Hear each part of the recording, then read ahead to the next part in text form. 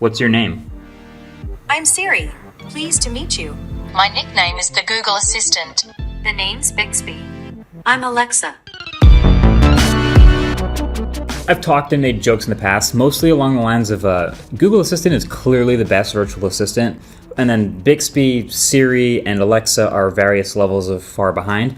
But last time I did this type of test was 2017. So I figured we should revisit this a little bit, retest things, and figure out if Google Assistant still actually is the best virtual assistant on a smartphone right now. Also, shout out to Clippy, the original virtual assistant, whose ugly Christmas sweater from Microsoft is actually what inspired this one, the MKBHD 8-bit drip, which you can get while supplies last. They're very limited, but they're at shop.mkbhd.com. Link below. But I decided to start with the simple questions. You know, the three things that you ask from an assistant the most often, I think, are the weather, timers, and facts. So they all do fine with the weather question. Probably the number one query for me anyway. And then for the most part, they were also the same, pretty quick, with just asking standard facts. Although for some reason they did disagree on the height of one person. But then for timers, for one weird reason, Siri cannot do multiple timers at the same time on the iPhone. If you have a timer running and ask for a second timer, it asks you every time if you want to replace the first timer. Pretty basic stuff that I'm not sure why Apple hasn't fixed yet. Especially because you can set multiple timers at the same time with Siri on a HomePod mini. But anyway, I don't want to make you watch a whole bunch of back-to-back-to-back questions and answers because, as I admit, it was kind of boring when I was doing all of that testing, but I'm going to share some examples of what I found with you and then some of the highlights of the testing and the way it answers these questions and you interact with them. So here we go. So with all the latest software updates on every assistant, all being asked the exact same questions, asked to do the exact same tasks with the same phrasing and on the same Wi-Fi connections, most often the fastest one to answer was Google Assistant or Siri. But Siri and Bixby, in my experience, did have the most instances of like hanging and pausing and not really answering a question. Kind of like acting like they had a poor internet connection, even though they didn't. Not sure why they did that. A restart of the phone helped with the Bixby one. Siri just kind of does it randomly. Not sure why, but that's a real fact. But then with straight up fact questions, there is no runaway winner, which I think is a good thing actually. So if you ask something that's easily Googleable or on Wikipedia, something like, how tall is the Taj Mahal? They can all get it. Or if you ask, what do whales eat? They all had some type of answer for me that was basically the same. Siri, I found, relies the most heavily on Wikipedia as a source for almost all of its answers.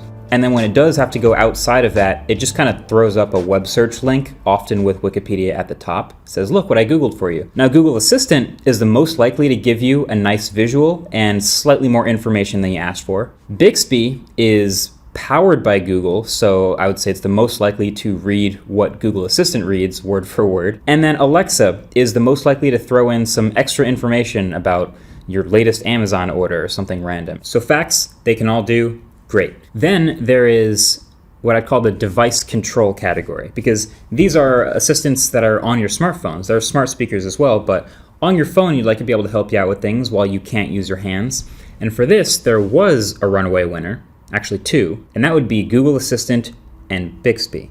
So with the most basic stuff, they're pretty much all fine. They can all change your screen brightness, for example, except Alexa, but they can also all open the camera or pretty much any app on your phone with a voice command. That's easy. Setting an alarm is light work.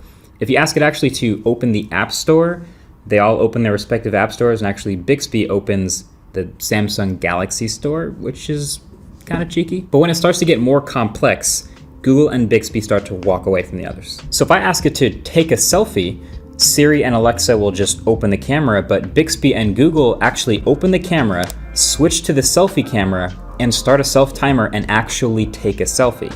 If I want to say play Squid Game on Netflix, both Google and Bixby will actually open the Netflix app, find the first episode of Squid Game I haven't seen yet or wherever I left off, and start playing it. Siri just opens the app and Alexa is lost. If I say start a voice recording or a voice memo for Siri, again, Google and Bixby open the voice recording app and actually start that recording. Siri again just opens the app and again, Alexa is lost. These voice commands, when they work, are legitimately faster than I would have been able to do it by hand for the most part. And there's a bunch of other device-specific stuff that Samsung's programmed into Bixby where it can reach into apps and perform specific commands within them. So if there are apps you use a lot, this can potentially save you a lot of time. Bixby was also great at this last time I did it, and also Alexa is unsurprisingly the worst at device control because they aren't making their own phone. These aren't Amazon phones, so the vertical integration is great with Siri and Google Assistant and Bixby, not with Alexa. Not a shocker there. What might be a little bit of a surprise, though, is conversationalism. Who is the coach of the Phoenix Suns? How tall is he? Did he play in the NBA? What team did he play for? So you can see Siri tapped out after about 4 questions in a row about the same thing, but Google Assistant is incredible at this. It's really, really good at remembering the context and the subject of a natural conversation and carrying that on through a bunch of questions in a row. Where is the Taj Mahal? Okay. How tall is it? How many meters is that? What is it made of? See, again, Google remembers what we're talking about.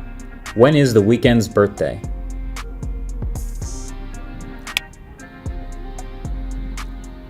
What's their latest album?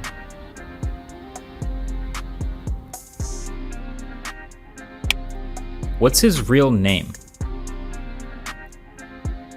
So basically, if you're asking a bunch of questions in a row, or if you have one subject that you want to basically research through the voice assistant or get a bunch of answers on, your best bet is definitely Google Assistant. And then one more interesting thing from the queries that I asked, just as far as getting pictures. When you ask for pictures of something, like dogs for example, they can all search the web, except Bixby didn't, and Alexa, which is looking for an Amazon Photos app for some reason.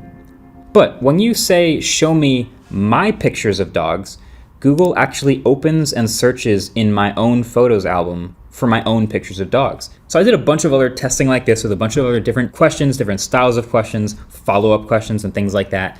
And I've come to a pretty solid conclusion. So if you're wondering, which one is the best? Marquez, you did all these tests. Which one came out as number 1? Only one thing became exceptionally clear through all this testing, which is that Alexa is clearly the worst.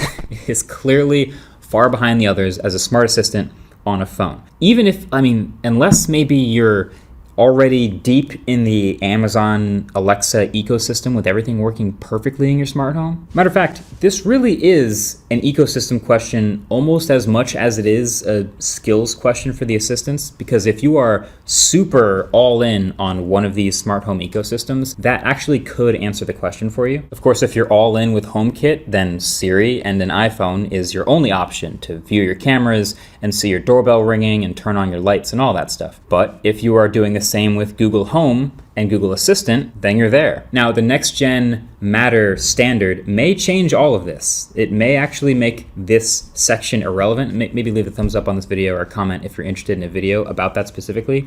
But for now, with these different silos of home ecosystems, that's pretty important. But I'll still say, from my most common experiences and queries and the things that are most useful, across every single phone, iPhones or Android phones, the most useful assistant is still Google Assistant. And that's multiplied if you also happen to have a Pixel phone, because then you also get, call screening and hold for me and all those extra Pixel features. But in general, Google Assistant is most likely to be fast. It's most likely to give a good, well-sourced answer. It's most likely to be conversational and remember context longer. And it has a bunch of third-party plugs, tons of app support. And I also happen to have built my smart home in the Google Home world, so it's great. Now for the second best, I'm very tempted to say Bixby. Of course though, this is only relevant if you have a Samsung phone, and also it is basically saying all of the same first query responses that Google Assistant was, minus the ability to talk to a smart speaker, since, Samsung would probably like us to forget about that. But I am gonna have to put Siri in second place here. It's fine. It's okay. It's all right. It's fine. It's not great, but it is the most well plugged into Apple's ecosystem. So of course, if you're doing HomeKit stuff, it's going to work well there. It does support a smart speaker, which can do multiple timers if you're not doing stuff all the time on your phone. And it does support routines, which is like stacking a bunch of different commands into one action if you're willing to dig through the very convoluted Siri shortcuts interface. So that puts Bixby in third place, and Alexa is just bad. It's just bad on a phone. Like there was a phone a couple years ago, an HTC phone, where it was built in. So there was a Google Assistant and Alexa side by side on the same phone, and it worked kind of well back then, but that was years ago, and Alexa's just dead last on a phone right now, and Amazon knows it. Amazon is falling behind with Alexa, and if you're just starting to use assistants or put together a smart home or this type of stuff, I would say avoid things that are Alexa exclusive right now. But until then, let me know if you agree that Google Assistant still seems pretty far out in front, or maybe there are some specific features that you find the most useful in a virtual assistant. Let me know in the comments. Either way, channel sponsor Dbrand also would like you to know that they are relaunching the Damascus skin. They're bringing it back due to popular demand. It's got all this like crazy reflective holographic chaos. You can kind of skin whatever device you want to, so you can make it work. And you get a free triple black skin with your order, which is sick. I'll link it below. Thanks for watching, and I'll catch you guys in the next one. Peace.